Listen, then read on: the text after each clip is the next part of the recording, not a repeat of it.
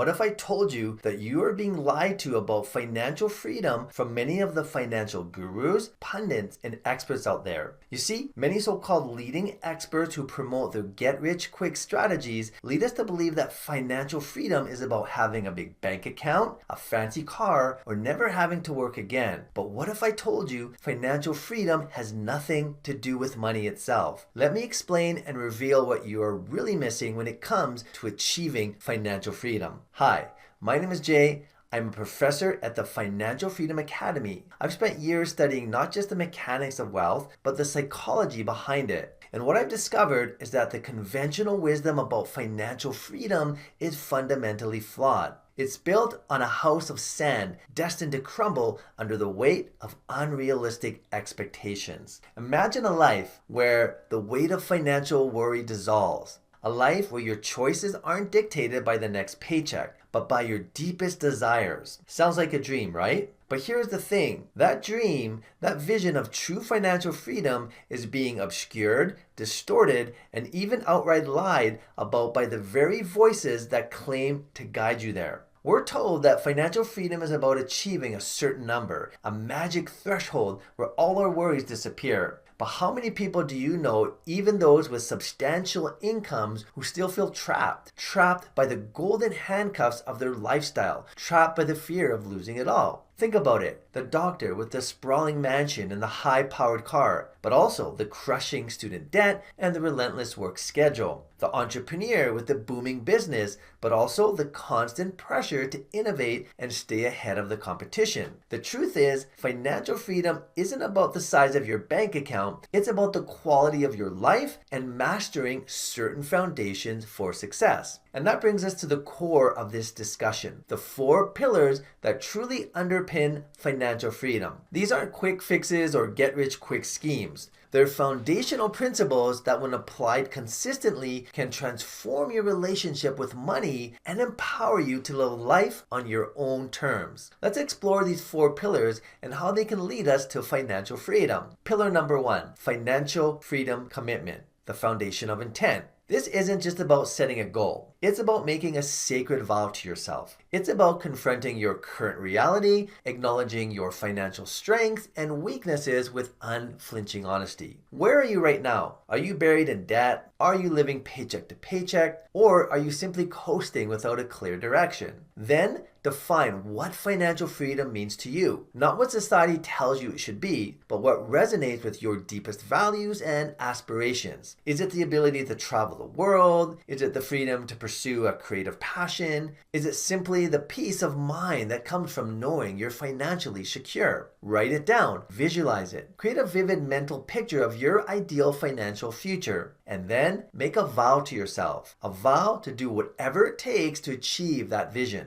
This includes adopting the next 3 pillars even when it's difficult, even when you're tempted to give up. Pillar number 2, financial freedom thinking, mastering your desires. This is where we dive deep into the psychology of wealth, the mindset that separates those who achieve lasting financial success from those who remain trapped in a cycle of scarcity. It's about mastering your desires, distinguishing between needs and wants, and understanding the power of delayed gratification. Many of the wealthiest individuals that I've encountered started by living below their means. They understood the principle of less is more, particularly in the early stages of their journey. They prioritized building a strong financial foundation over indulging in fleeting pleasures. And it's about cultivating a wealth-building mindset. This involves challenging limiting beliefs, overcoming fear, and embracing a growth-oriented perspective. As the Stoic philosopher Epictetus wisely stated, wealth consists not in having great possessions, but in having few wants. When you learn to need less, you become immune to financial anxiety. You stop chasing and start living. Okay, let's move on to pillar number 3, financial freedom in action, the power of execution. This is where we translate our commitment and mindset into tangible results. It's about taking proactive steps to manage our finances,